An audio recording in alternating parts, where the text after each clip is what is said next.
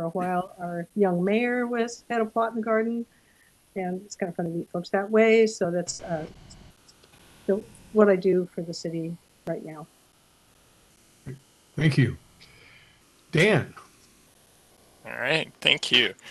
Nice to meet you, Kate. My name's Dan Reeser, and I am the newest member of the board prior to you coming. So now I have seniority. So thank you. I've been on I've been on the board just a few months now, and as Victoria said, her and I met in the community garden there at Fields Bridge Park.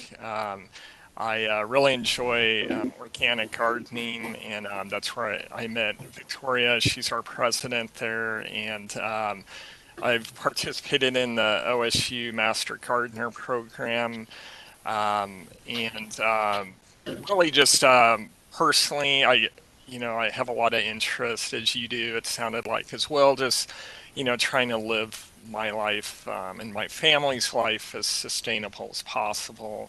Prior to my current job, I guess, so years ago in law school, I studied environmental law at Vermont Law School. That was really the reason I went to law school. But then, lo and behold, as I graduated, found out that it's hard to support a family in that field. So I kind of drifted into doing other types of law. So right now, professionally, I work for the Oregon Department of Justice. We do healthcare law, specifically like healthcare fraud. But I do have some environmental law background, so hoping to, help out with that is needed. And anyways, yeah, really nice to have you on board. Thanks. Dylan. Hi, and I'm Dylan Digby. I'm assistant to the city manager and the staff liaison for the group. Actually, tell us a little bit more about your own interests. Aren't you all still involved with emergency management as well? Yeah, I'm involved with a number of things. I support city council and a lot of things they do, and just a variety of programs. I help with emergency management, help with some facilities projects. I'm kind of all over the board. Yeah. So great. It's good to have you with us, Dylan. Thanks. Thanks. Yes. And again, Kate, it's wonderful to have you join us, and so I'm really looking forward to the contributions you'll make to the group. Right. Did you introduce yourself? Oh, I was just going to say, Kate and I met back in March, I think, and so I introduced myself then, and so she knows a little bit my own background, but I was thinking about what I wanted to share today, and that was that if you get the Westland Tidings, there were 3 really good articles about climate change legislation and a new website the AT&T has developed with regard to community resilience that might be worth taking a look at. I'll send the titles to you, and you might be able to look them up online. But I was just pleased to see the amount of things that were actually located there. And it's good to see there was a nice article just about the legislation related to climate change that was passed in the most recent session, the legislative session. So I think that the state is really kind of moving in some positive directions, and we could really think about how we could take advantage of that as a city as well. So with regard to the agenda, I think wanted to start off with just kind of talking about how things have been going at the farmers market, which Victoria has done a couple of times. I did it once, and then our experience at the Old Time Fair. And Victoria had a number of kind of useful suggestions, and so I just wanted to kind of spend a little bit of time just getting some feedback and some thoughts about that. But before jumping into that, Ranjini, can you hear us? Yeah, I can hear you. Sorry for joining. I'm still on the road. So. You're still on the road. So we were just doing introductions for Kate, who is our 7th member who is able to join this evening. And so I just asked people to say a little bit about themselves to introduce her to the other members of the Sustainability Advisory Board. is there anything you'd like just to say about yourself and your interest in sustainability, the things that you've been involved with? Okay, yeah, hi. So, yeah, moved to Westland last year, and I'm part of the Eco School network. And yeah, I like to quill, and yeah, I'm trying to get involved with the community through crafts and quilling sessions. So yeah.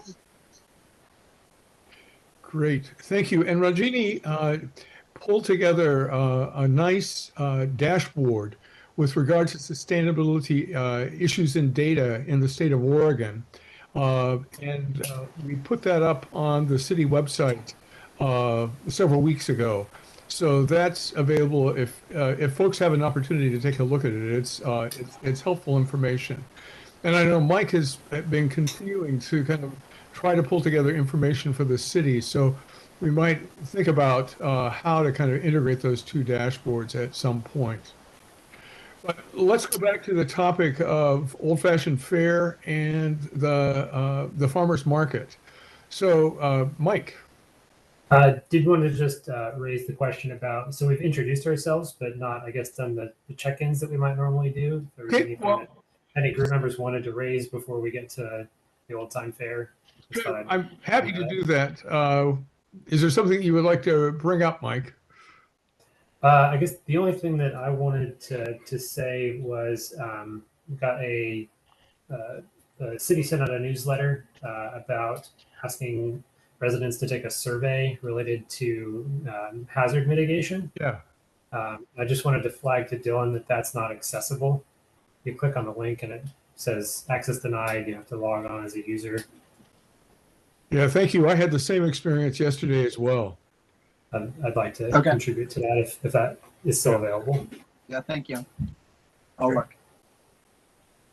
And actually, that might be something everybody would be interested in contributing to as well. So could you let us know, like, when that link is live, Dylan? Sure, yeah. I think it may have been, like Clackamas County is actually running the survey, and I think we might be at the very end of the survey period. That might be why it's closed. I figured it out quite some time ago. Okay. Okay. Are there any other check-in items that people would like to share?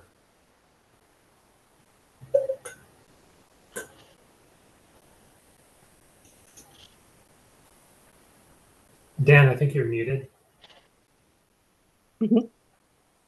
There we go. Thanks for stopping me. Yeah, I forwarded a couple emails to you all about 30 minutes ago, so check your email box. But just some links with some background information on the EV charging info that we had talked about last time under the ORS 455.417 is the statute, and there's some applicable OARs as well, administrative rules.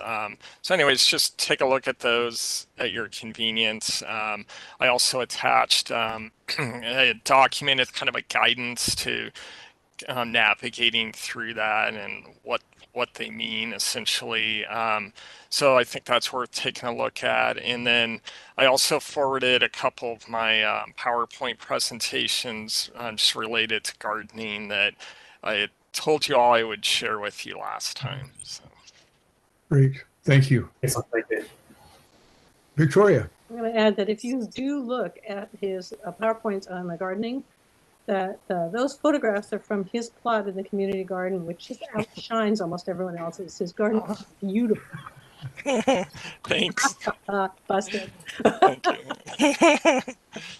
So since I do walk over there, Dan, how do I identify your plot? Where's it located? Oh, it's easy. It's right on the corner, actually. Kind of at the point on the farthest end, like near all the grass and stuff. The corner that is closest to the parking lot and the baseball field. The baseball field? Great. Thank you. Yeah. It's like the place for a showcase garden. On the left by the baseball field. I will check it out. So you don't even have to go in, you can see it all. So going back to Old Time Fair and the farmers market, Victoria. Okay, so I was sitting on the sidewalk behind my tiny card table, and a friend of mine walked by. She's a web designer, among other things. And she looked at our presentation and said, my sister could help you with a better sign than that. So I've known them since they were in junior high, the two women, the twins. And so I was thinking about what to do that would be a lot more attractive than as soon as you start to say sustainability advisory, blah, blah, blah, people just go, beep, beep, beep, beep. Just, it's too much language. So I went over to their house and we had I was there about an hour. We were talking like, what could we say that would draw people in? For example, the electric bikes that were with us in the Old Time Fair. I was sitting there for them for 2 or 3 hours before I knew that they're free rides. I said, you need a sign with letters 10 inches high that you can see from clear over in those other tents that says free rides. And they said, oh, it's like, draw folks in. What can we do to draw people in? So I challenge you to find some kind of catchy phrase that does not have go green in it and does not have the word sustainability, but will invite people to the table to think about it. It's like something existential, like, what are we doing? I don't know. So they're going to design something for us as a gift to the city, and because they're really wonderful young women. But beyond that, while I was at the Old Time Fair, I stood back and I took a photograph of our booth and then the one next to us. And it made ours look really sad. Theirs was colorful and inviting, and the one two doors down had a little kids table where the kids could color something. So once the kids there, the parent starts talking. There are ways that I would say before next summer that we pull together something a lot more colorful with pictures of butterflies and EV cars or something to draw people in to say, what is it you're doing here?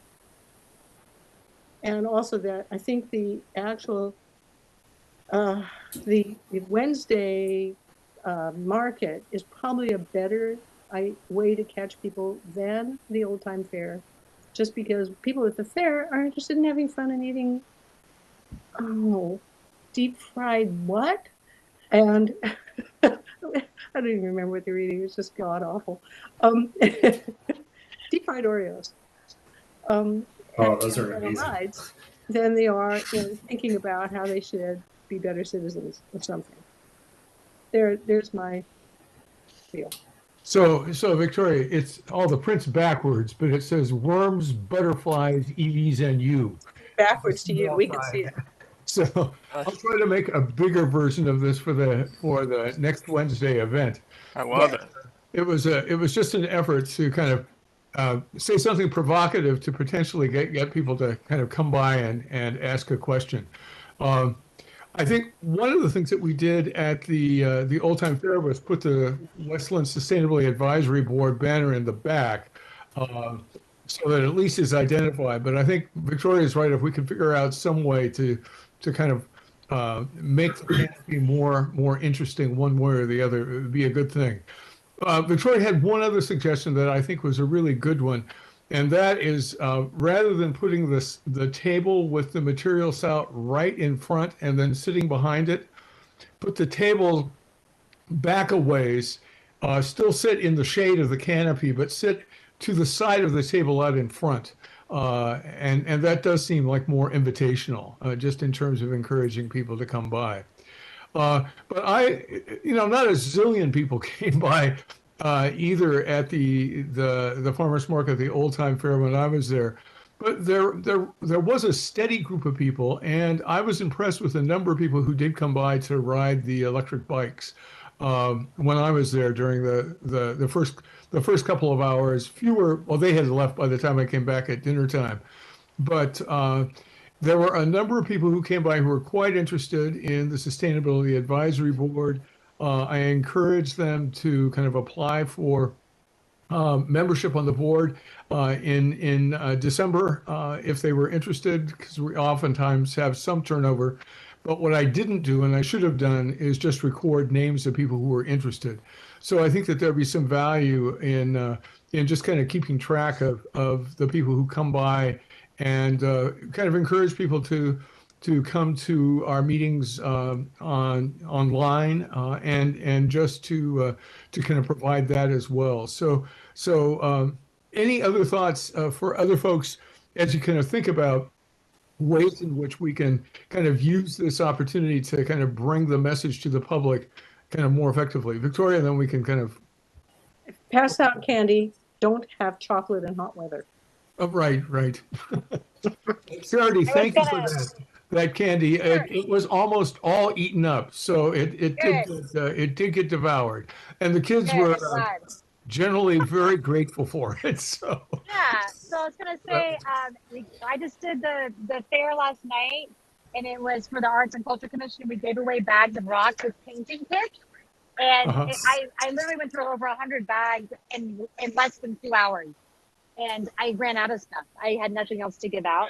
So I think if you come up with something good, like you said, big thing like go green or something fun like that. But you also had had like seeds, packets of seeds that go out that had this like a sticker of the sustainability committee. You can make stickers pretty easily.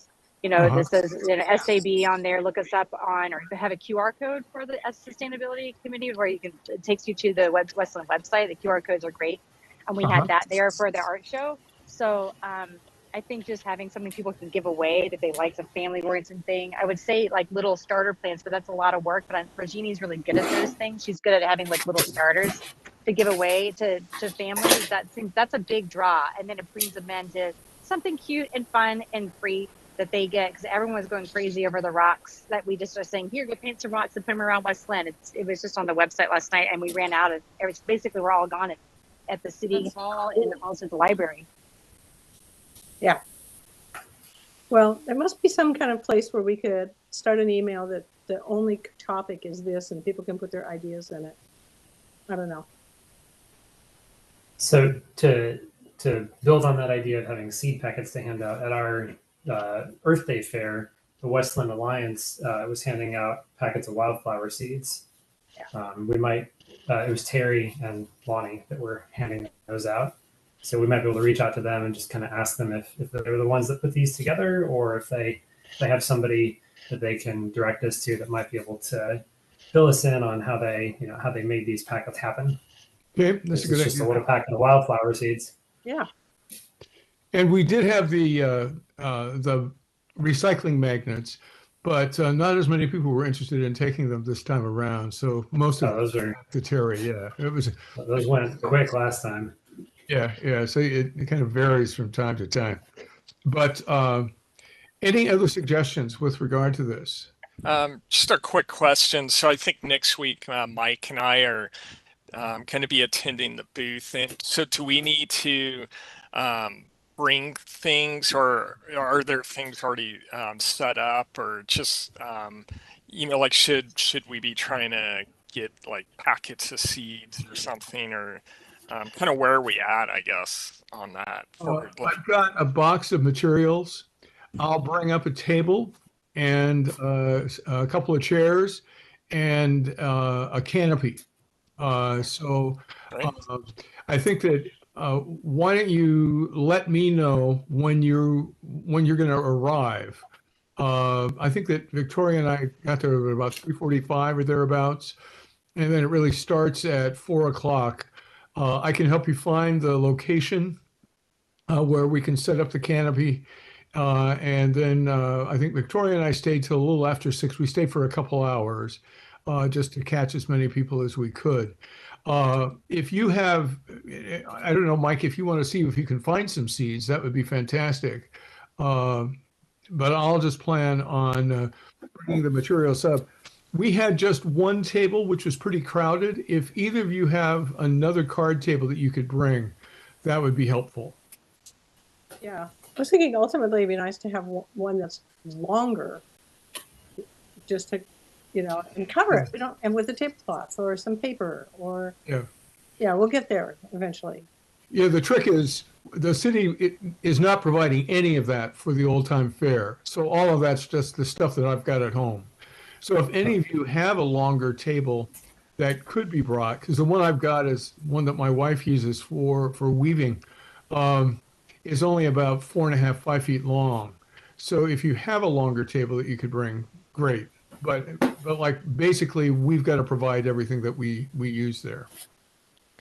Thanks. Yeah, we're good. I don't have a table. I'll just say that at the outset.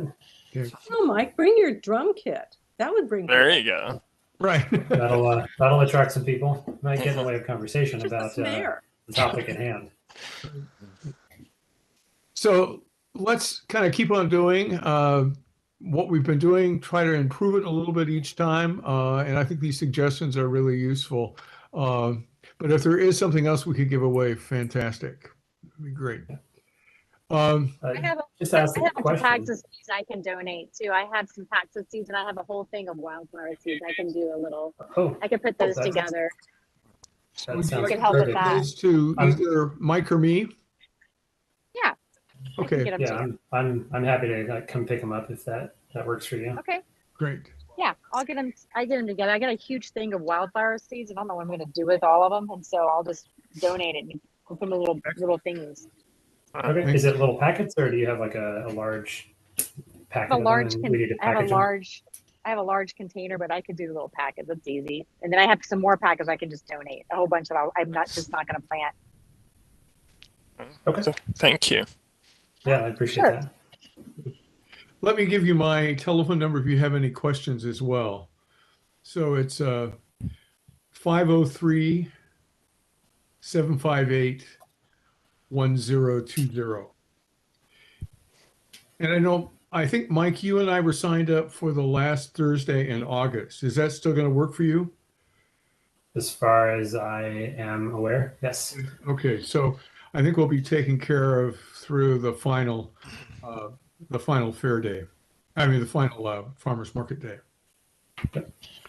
Good. Is there a perception in terms of like what people have generally been asking about, or is it just kind of a mix, no real guidance on what we might need to be prepared for? It's been pretty mixed. You know, some people come with particular topics. There were some folks who were really concerned about like a tree that went down as part of a development on 9th Street. Other folks were just interested in learning about what's happening with regard to sustainability in the city. They had moved here recently. I think one person talked about their interest in having compost pickup. So those are, just off the top of my head, some of the things that I recall. Do you recall any other topics that people raised, Victoria? I ran into two really excited teachers who teach small children. They were gung-ho about our ideas, our folders, but not so much electricity, more gardening stuff. Yeah. It all counts. Okay. Good. Moving on. There were a number of issues that were brought up to the city council in the spring, and I'd asked Dylan if he could just kind of report out on where things stand with those at the moment. Yeah, so we are circling back to council in August. Their council usually doesn't meet in August. They're just doing one meeting in August, on August, I think it's 7th. And so we're going to kind of circle back, get a little more focus on some of the goals. But I was thinking, as far as SAB, there was definitely some things in there for us. Probably the most important one, it would be to recommend some high impact projects for a possible consultant to look at. So that would probably be something that would be good to look at. And then the other one is the SAB to recommend ways to reduce gas powered equipment use in West Linn. Like electrical equipment incentives, things like that. So that's kind of where that's at. In August, we'll have a little more information on if there's any focus, because there was a short list of other things. If there's any focus they had. for SAB. Right. And I guess if you're attending those meetings, just kind of have them take a look at our recommendations again, because there were some very specific things that we had kind of asked them to take into consideration. So I think that we have been pretty explicit in the kinds of things that we were interested in them taking a look at. And I think that those would be the sorts of things that we'd also hope a consultant could potentially help with as well. And I know that I think one of the motivations for hiring a consultant was that they could look at the infrastructure bill as well as the Inflation Reduction Act and look at ways in which the city could be able to tap into those federal funds and the funds that the state is currently receiving as well. So look at the legislation that was passed at in the last session and the places where the state will have federal dollars available to be able to be tapped. So I guess those would be some of the explicit things that could be kind of mentioned to the city council. Okay. Okay. So Yeah, we're not trying to take advantage of those programs. Someone is going to. yeah, That money can go here or it can go elsewhere. right. So I'd like to spend the next several minutes talking about just reports on issues that had come up in previous meetings, and get some more information about where things stand. Charity, you had in the spring talked about the anti-idling efforts happening in the schools, and you were going to check with some teachers just to see about like where things stood at before the end of the school year. Do you have anything that you can share about what you learned?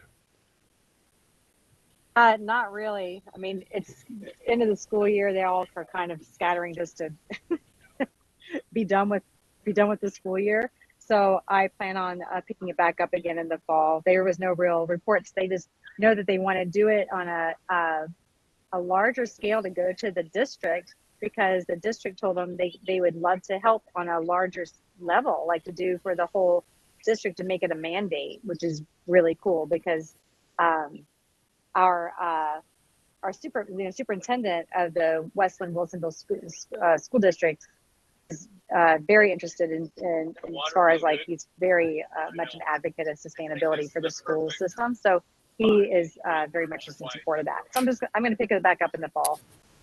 Okay. So do you think it would be helpful if other members of the Sustainability Advisory Board were to join you at some point in talking with folks at the district level?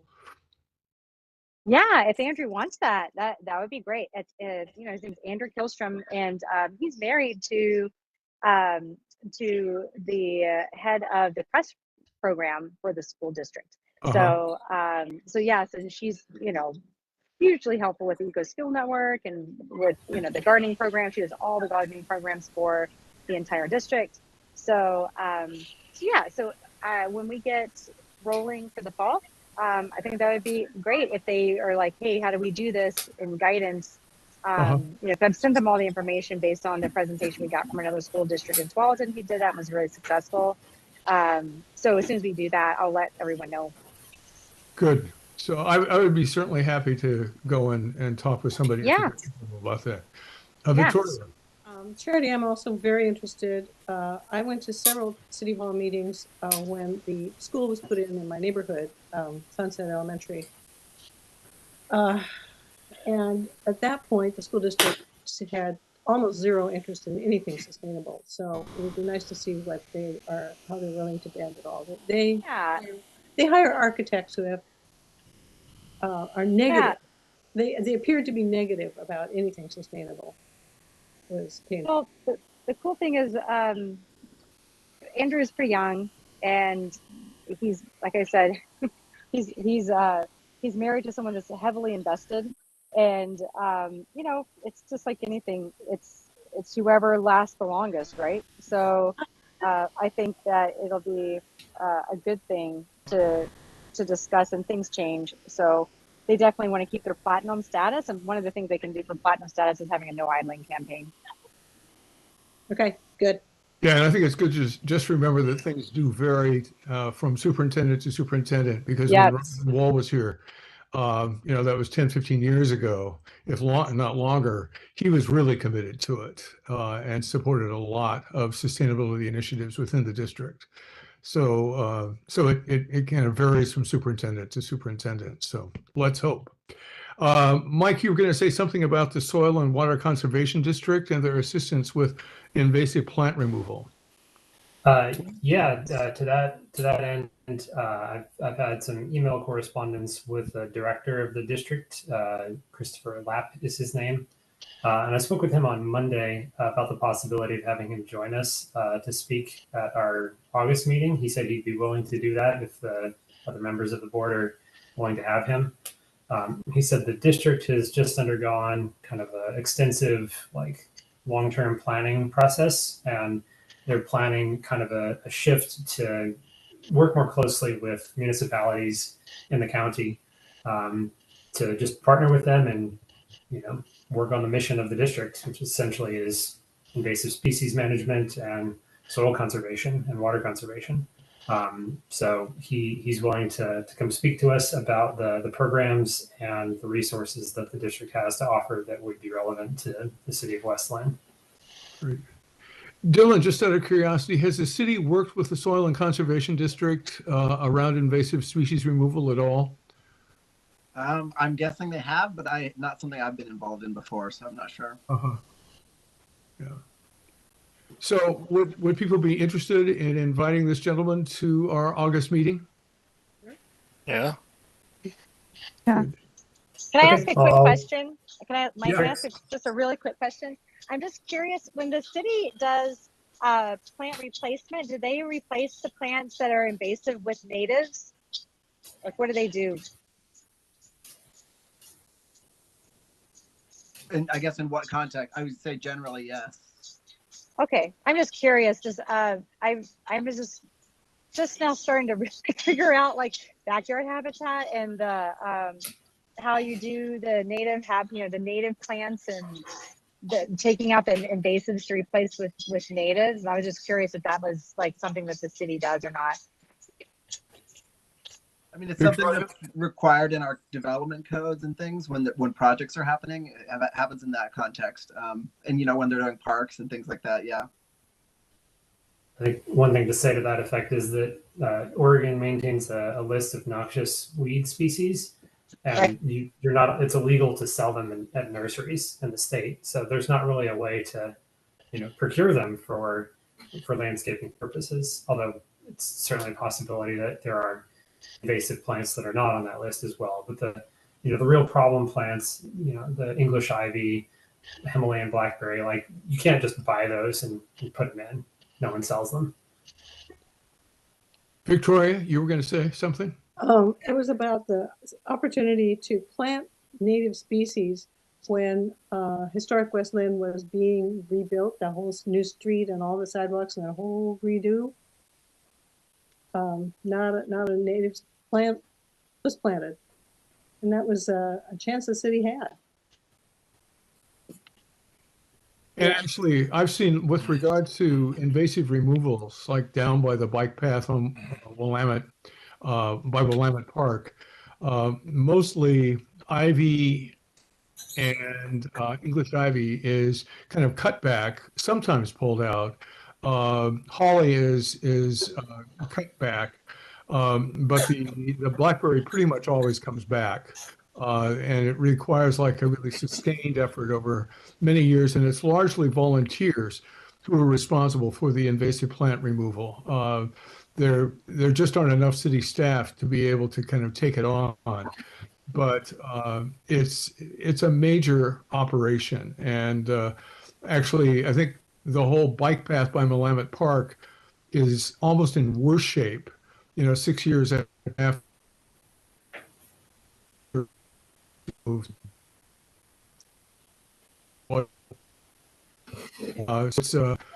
the county, I think would be really great.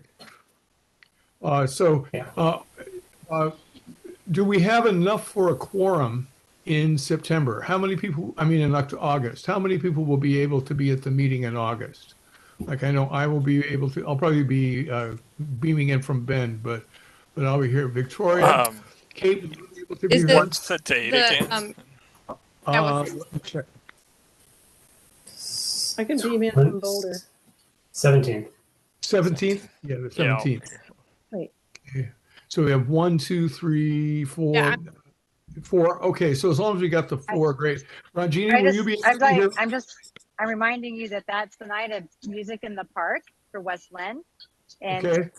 it'd be great if we can figure out if we could do the time earlier, because I have to have a booth again there too for the Arts and Culture Commission, which you could do too. You can have a booth at the music in the park if you wanted to with Parks and Rec, and it's a great opportunity. Everybody goes to those things.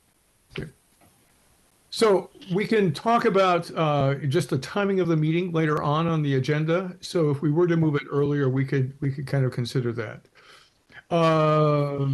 So curbside recycling and composting, I mean, Dylan, did you learn any more about that? Yeah, and I would add, like, a lot of community advisory groups take August off, so up to the group though. But Okay. curbside recycling, yes, we met with West Linn Refuse and Recycling a couple months ago now, and they're willing to look into curbside a little more and the costs and things. They did say to be about, they weren't willing to, they hadn't done the full analysis on the cost, but it was about $1 more than the last time they looked at it. I think it was around like $3.80 extra per month. Everyone has to participate. There's no opting in or out. It would go in your yard debris bin. And the higher cost is because they have to, the material is classified differently, so it has to be transported further and processed differently. So there's all that. They said they would be willing to meet with this group and to kind of, they can talk more details with us all together. And then kind of maybe after that, the next move, assuming the group wants to move forward with it, would be maybe do a community survey, and then kind of form a recommendation and take it to council. It's kind of how I was seeing it. Yeah. Gloria? How, if it has to be trucked an extra 15 miles, how much more fossil fuel are we burning to do this? That's okay. No answer here, but that's just my question. Right. I mean, those were considerations last time this happened. That was ultimately one of the considerations why council didn't do it, was because of things like that. Yeah. So I'm curious about why it requires an additional round of pickup, since the compostable material from people's kitchen is just going to be put into the yard waste. I don't think that's what they said. I think it was just that the debris has to be taken to a different facility. Oh, That's I right. see that. Okay. Different Yeah, facility. and I think it sounds like that one's further away or has a higher fee for bringing material to it. Uh-huh. Yeah, I think it was both of those things. Yeah, farther away and different processing, higher cost. Yeah. Okay. So was there any ability to ask West Linn Refuse and Recycling to try to quantify the additional fuel expenditure and maybe get them to estimate how much extra composting material they anticipate having? Because I'm just going to make an exaggerated scenario here, but if we're asking the community to pay an additional $3.80 a month, multiplied across 12 months and however many households there are in the city, and it turns out that it's the equivalent of taking a car off the road, maybe it's not the best use of resources for the community. Because I know we had Alex Mim come, and his general idea was that yeah, you could do it and it would help, but there's a million other things I would do first before really implementing this. Yeah, he was very clear about that. And I know in the past, Metro provided composting bins at low cost. Is that happening anymore that you know of, Dylan? I kind of looked for that, I don't know, a couple months ago and didn't find. I think they have some. I don't know if they're lower cost or anything, but yeah, that would be a worthwhile alternative. I will say that was another thing that came up in our meeting, just kind of like the kitchen composting. That they could provide those, but that would change the cost.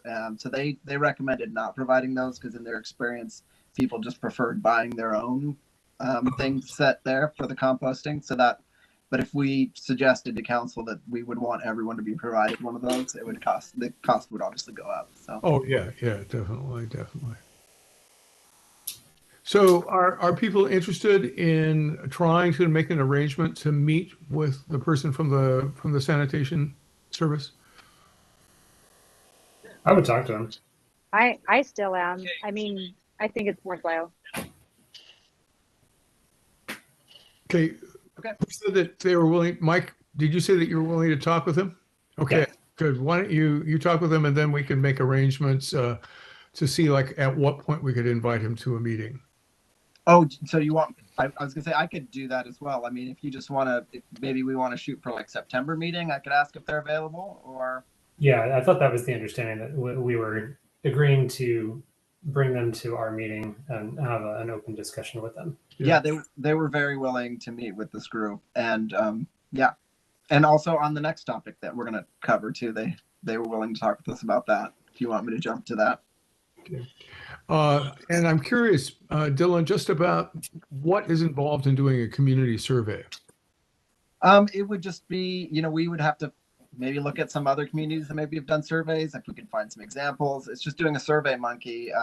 I was thinking maybe working with you and Mike to kind of build the survey and maybe then share it with the group, get some feedback. And yeah, it's just a survey monkey. So we just have to decide on what the questions are to gauge the interest, kind of let people know about the information, how much it costs, if they participate. Yeah, how much?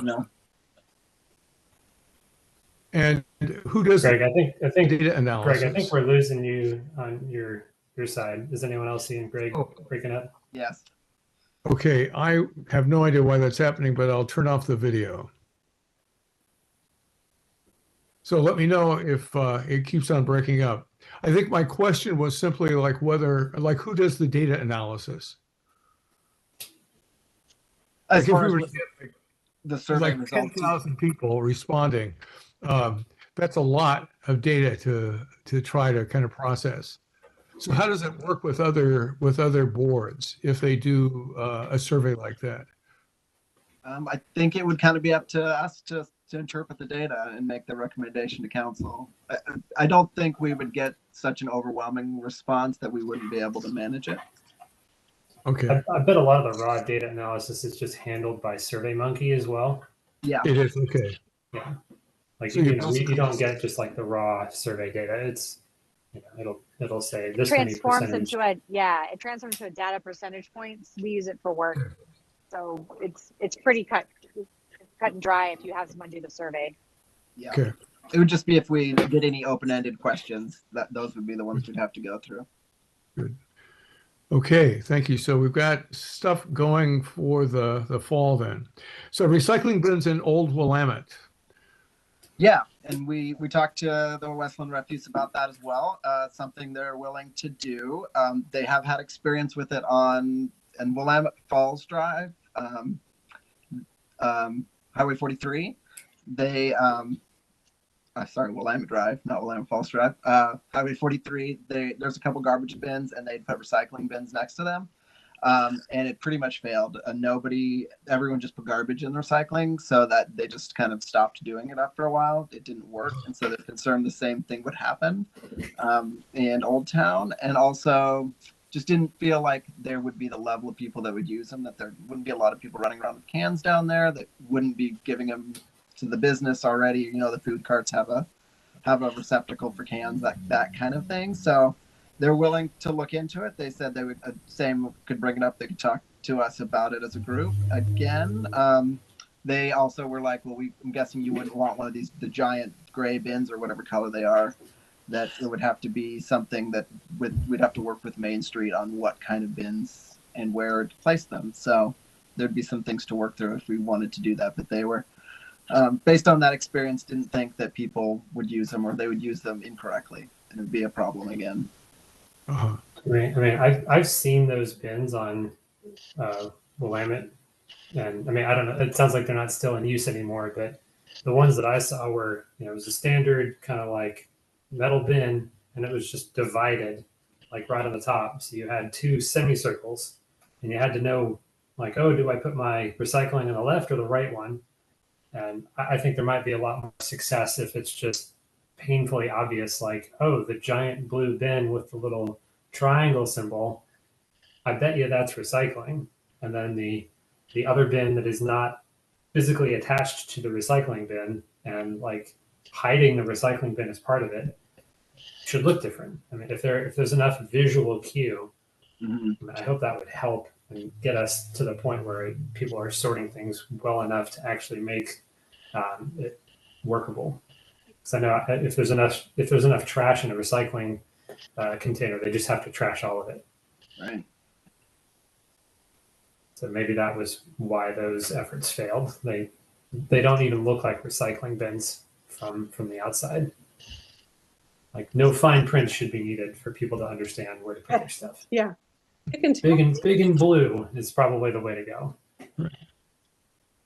So it sounds like that's something worth bringing up in our conversation with somebody from the refuse company. Trash and Yeah, we can see if they have an option for something like that. I do remember that years ago, the recycling bins in Willamette Park. I've seen them for a very long time. So they were probably removed for the same reason that Dylan says that they're kind of skeptical about introducing them to Old Willamette as well. Moving on, we talked about code changes regarding electric panels in new residential construction. That would be sufficient to be able to charge EVs and also handle heat pumps. Mike and Dan, did you kind of discover anything about that? I haven't found any specific code requirements in other municipalities that make it explicit that the reason for the code requirements existing is to facilitate the installation of things like electric vehicles or heat pumps. But that being said, any breaker box that's suitable for powering like a standard air conditioner compressor, like that's going to be sufficient for a heat pump.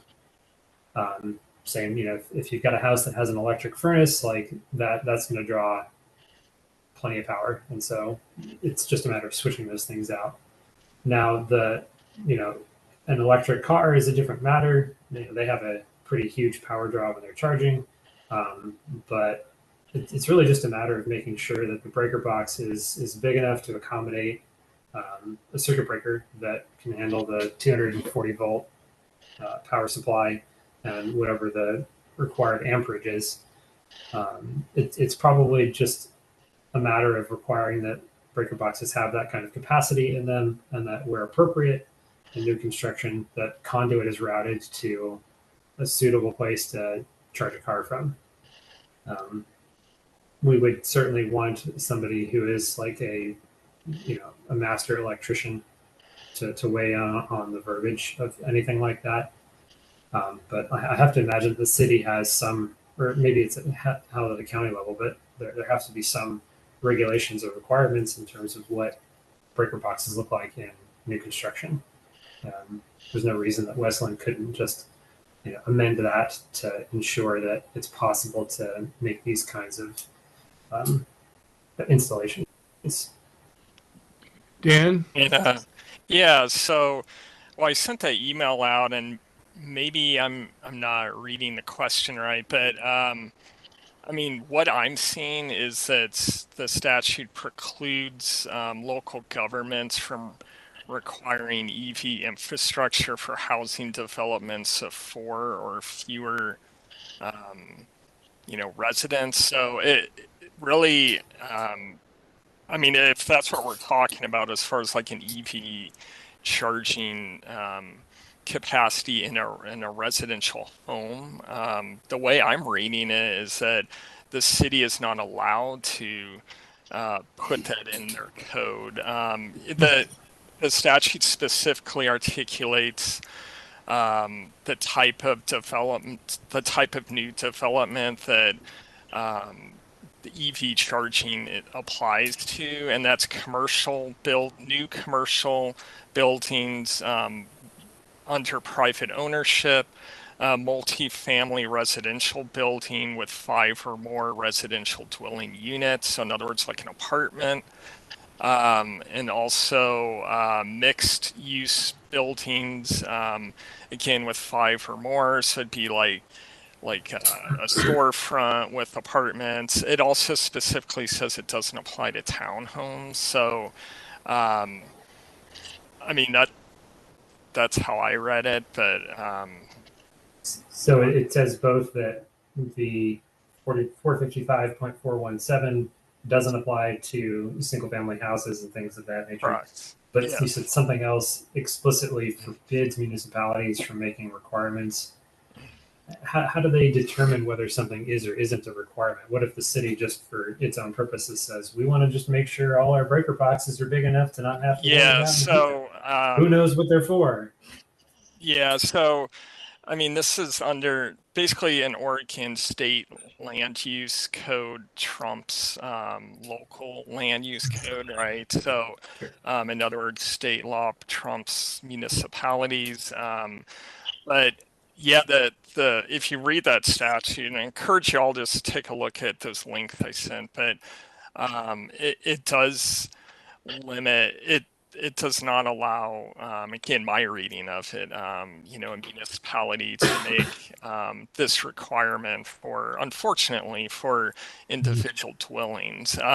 There is, though, language that allows, like it says there has to be at least 20% of parking spaces have to be open to EV charging. That's a minimum. It says that municipal codes can actually go make that requirement greater. So, we could put in the municipal code that, maybe, it's 40% or something of parking spaces. But again, that's for commercial, that's not for residential. I did find some model code language when I was kind of checking it out. And so I'll send it out to everybody as well. But Dan, maybe you could take a look at it. Sure. See like whether this kind of model language, all of this was published in 2021. And it might be worth our while if there is a state regulation that is kind of preventing this from happening, that we talk to people like Rob Wagner and say, this is something we'd like you to take a look at the next legislative session.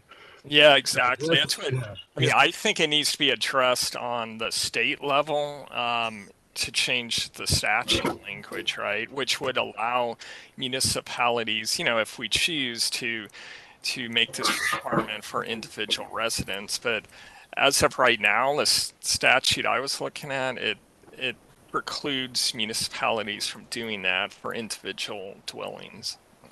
Which you sent 3 links plus a guidance on implementation? Yeah, so let's see. Well, if you start, just open the guidance. That's probably the easiest to read. Okay. And then let's see, go down to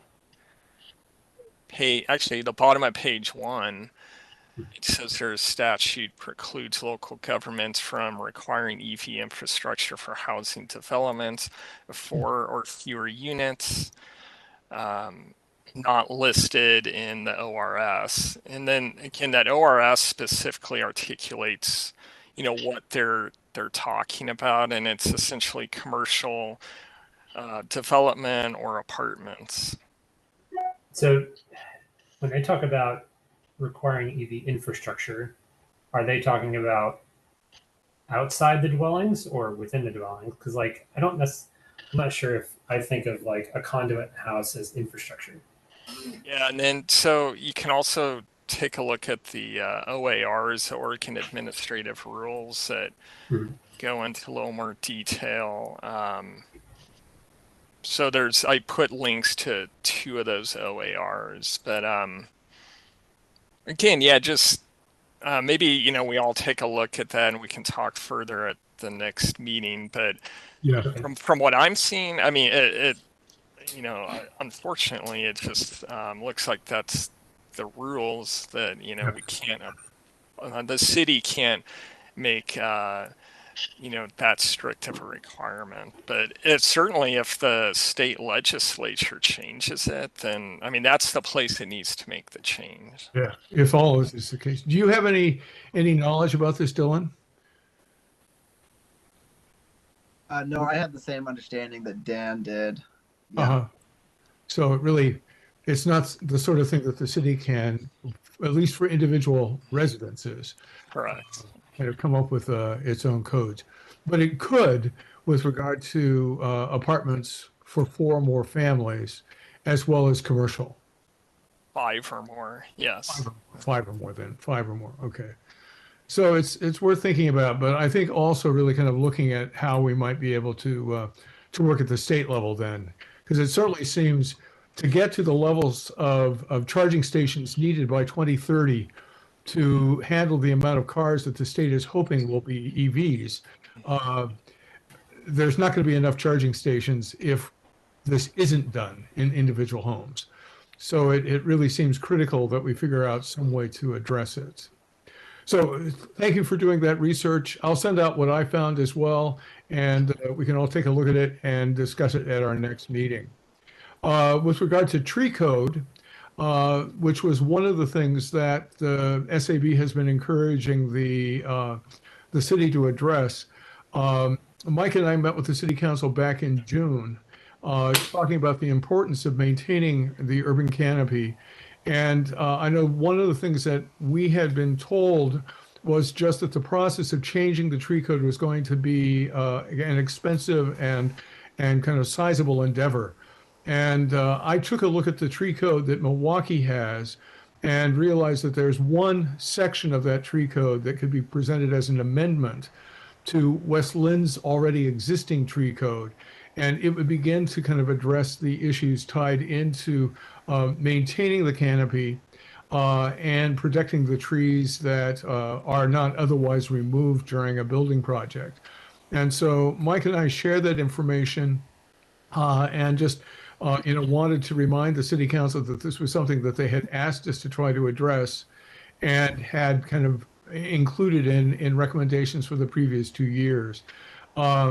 So my sense is that we just need to keep on kind of reminding them about it. I recently sent them pictures of like what has happened to trees in a development that is kind of aimed at creating more middle housing, theoretically affordable housing, although these units are supposed to be going to be sold for like $900,000 a piece. So I sent photos of like what had happened on this site to the city council, just reminding them that it's important for us, particularly like with the House Bill 2001, that kind of is encouraging the building of more middle housing, that we have protections for trees in place. Mike, do you have anything that you would like to say with regard to that particular effort? I think you covered our ask pretty well there. I don't want to see any more trees than we have been cut down here. Like there's a property over by Market of Choice. I don't know if anyone happens to shop Market of Choice, but the corner just down the street from the library, it used to be a wooded lot, and they clear cut the whole thing, and it just doesn't look good to me. And I don't want that to keep happening to other development in the city. And again, this is something the city council asked us to do, and my expectation is that ask implies a desire to follow up and actually implement something from the council. That's it for me. Dylan, I saw you raise your hand though. Yeah, I was going to say I do think your lobbying has worked, because I heard this issue had come up again. Council's wanting to put some focus on it again. So the plan, as I've heard, is I think in September, council's going to try to get together with the planning commission, and this will be one of the topics they're going to talk about, maybe prioritizing if they can. You may remember the tree code revision is on the planning commission, the planning docket as a big project. It just hasn't been prioritized. So when the planning commission and city council get together, they'll talk about prioritizing it.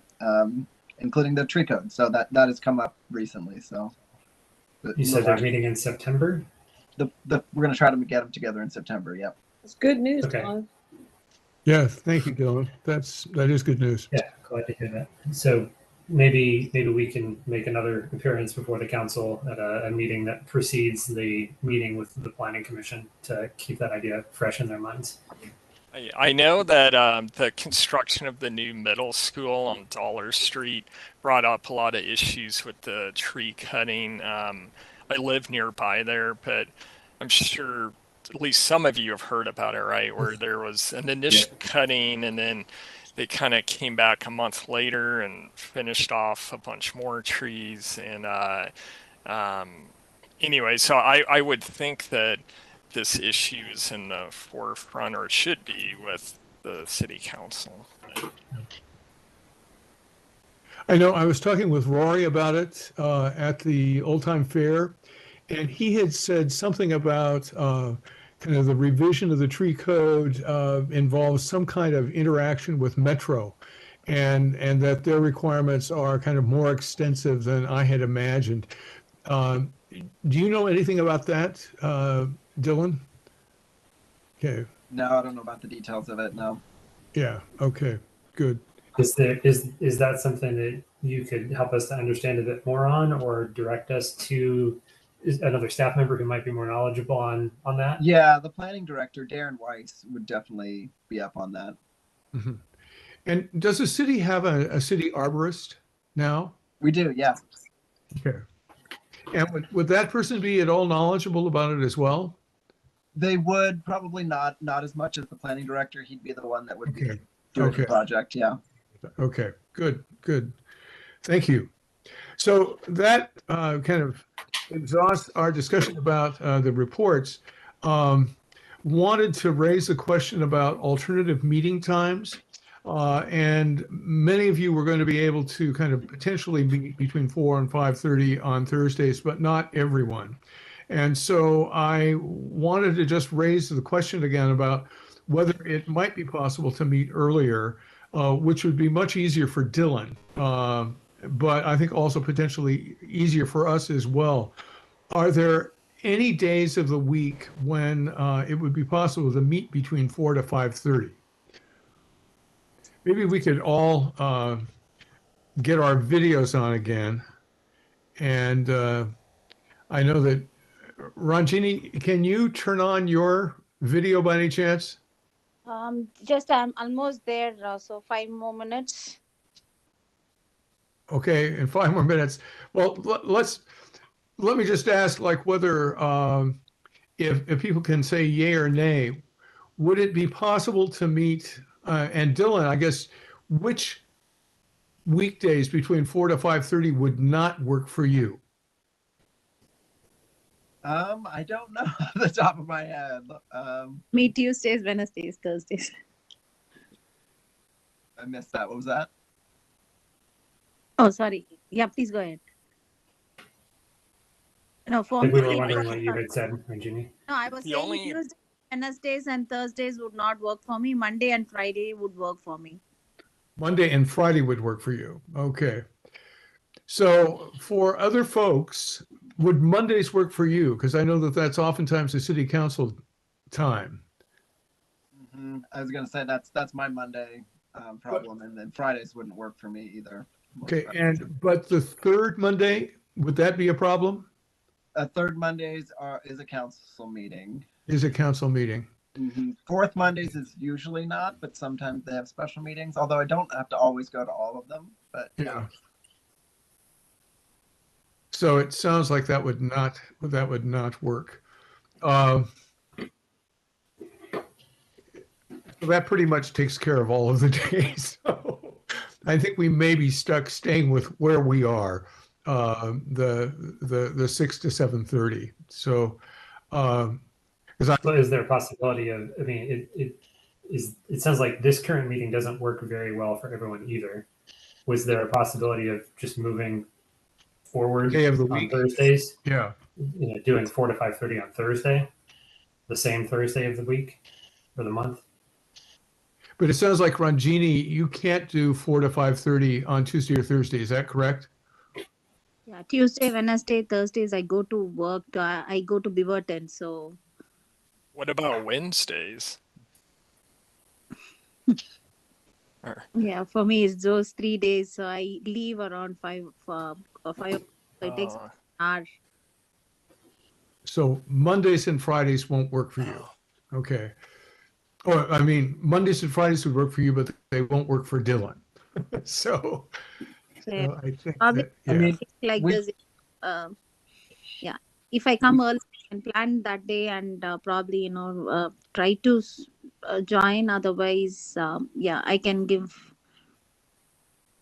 Um, yeah. Yeah, I don't want to make it too difficult for anybody. So it looks like, Sorry. yeah. If we were to still meet 6 to 7:30, is there another weeknight that would be okay? But it sounds like you're going to be at work Tuesday through Thursday, right, Ranjini? No, I have to go to office on Tuesdays, Wednesdays, and Thursdays. Mondays and Fridays, I work out of home. Okay. So yeah, though probably if it is Thursday, I can try to make it early. But yeah, right now, I cannot guarantee on that based on the meetings and that get scheduled. So I'll not be able to uh, you know, say upfront. Okay. But I So, would try to be there.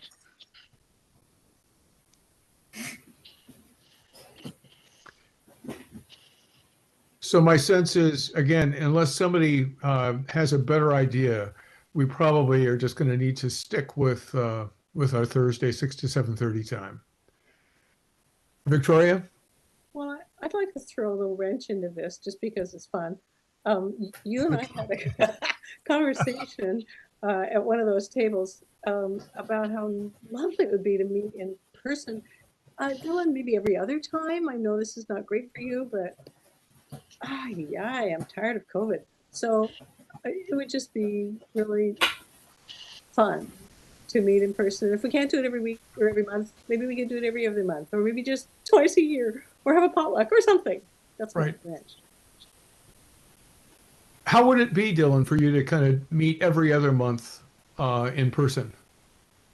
I mean, we can do it. I think we had talked about once a quarter, which would be nicer. I mean, I don't know. I know there was other people in the group that appreciated the convenience in virtual too, but Yeah, I think I would rather do it once, maybe a quarter. It's just easier for me juggling family and work. Right. Sure.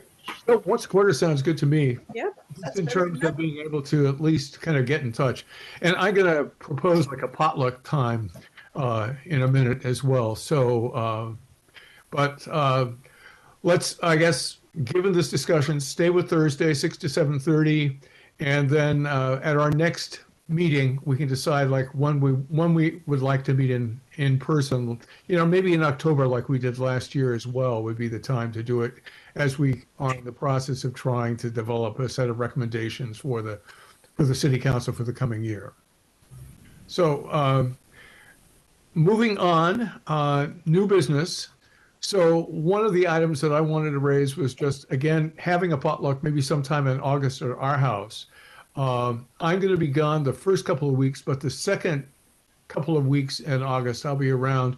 And I was curious about whether folks would prefer to meet if we were to have a potluck on a weeknight, or whether we can meet on the weekend. Any strong? I'm good with either. What was that? I'm good with either. I prefer it to maybe not be a Thursday night. Sure. But yeah, otherwise good to go. Yeah, I'm pretty open. I think my preference would be like maybe a Friday night. Sometimes my son has a lot of soccer tournaments on the weekend. Sure. I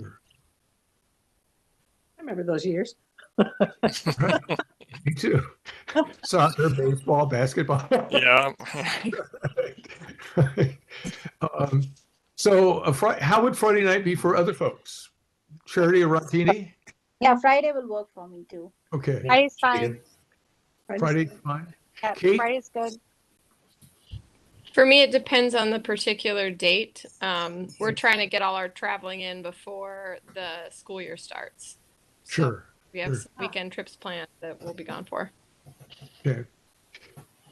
So I will send out just like a very informal poll to see like which of 2 or 3 Fridays would work for folks. Okay, great. Okay, and then we can just kind of meet at our house, 5:30, 6 o'clock some Friday evening, and just kind of hang out and share some food. But it would be fun to see everybody in person again. That sounds lovely. Yeah, Good. that's fun. The other thing that I wanted to ask about with regard to new business was that I had a chance to meet with Lisa Adato, whom we'd hoped to come in July to talk about the Lake Oswego Sustainability Network and then her work on the kind of equivalent board in Lake Oswego, which she was on for about a decade. And she has just a bunch of really useful insights. So I think it would still be great to invite her to a meeting. And so I was thinking, September or October would be good. So why don't, I think Mike was going to check with the person for the Soil and Water Conservation District, as well as the Westland Refuse Company. So why don't we decide, see like which of those dates, August, September, or October work for them, and we can invite Lisa for whichever time would be available once we have those folks locked in, if that makes sense. But I think she had some really kind of useful ideas with regard to the value of having kind of a sustainability organization that's not tied into the city just in terms of the kind of flexibility that offers. And so it was a valuable conversation. And I think that she has a bunch of good ideas. And I sent out the newsletter from the Sustainability Network to you folks, and it's pretty impressive what they do. But she says its kind of core leadership works about 10 to 15 hours a week on that sustainability network. So it's a lot of energy that goes into it, but it has paid off in Lake Oswego. So I think I found her very inspiring to talk to. She had worked for a number of years for the Climate Solutions Organization, so has a lot of experience being able to lobby and kind of work at an organizational level to get useful things done sustainability wise. So let's keep her in mind as a potential guest for the fall. Are there other items with regard to new business that people would like to raise? Yeah, Dylan. Yeah, I've got a couple. The planning department is working on, I think it's climate friendly, equitable communities, like a state law that can make some code changes. So the other planner that's working on that is going to reach out to Greg and Mike, you guys, and kind of talk. They want to talk to you about it a little more and maybe involve the SAB in some of that work. So that's coming. And then the second thing is maybe you have heard already, Westland Refuse and Recycling is bringing in a new recycling program called Recycling Plus. They're going to start has anyone seen any advertising on it yet? I haven't. No. So they're going to start. The fees were approved for July, starting in July. So there's a new fee structure. It's an opt-in program. I think the fees it's a monthly fee of $250, and then so that just kind of keeps going. But then you call for a pickup, and then when you get a pickup, it's $9.25. And they pick up like the things that aren't normal recycling: plastic film, clamshells, textiles, complex fluorescent lights. I'm not sure if there's other things. So it's kind of a Ridwell competitor, honestly. So that's coming. They're going to be advertising it. It's going to be available to Westland coming soon. Interesting. Yeah. And I guess regarding the August meeting, I guess we just need to decide whether we're going to do one because it conflicts with the music thing, I guess, as well, before we start picking which group's going to come in upcoming meetings. Do people have any strong feelings, since other advisory boards don't oftentimes meet in August, and if we were to have a potluck, that's what. Yeah, I was thinking, given, Craig, that you're offering to do a potluck, maybe we do that in August instead of meeting. Okay. Would be my suggestion, but.